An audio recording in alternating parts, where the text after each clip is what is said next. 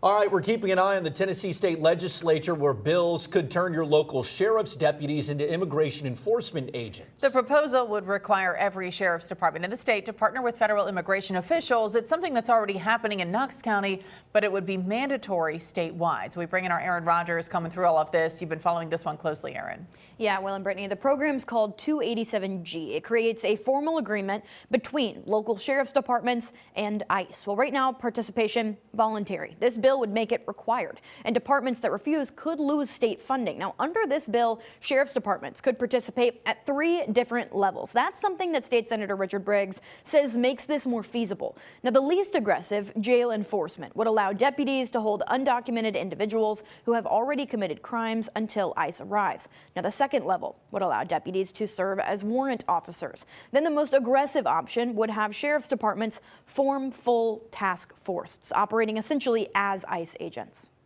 I know the bill sounds like it may be overly aggressive, particularly in view of what we saw occur in Minneapolis and in Minnesota. But in truth, it does allow some flexibility for the sheriff's department and the local governments to decide how aggressive they want to be by participating in the 287G program.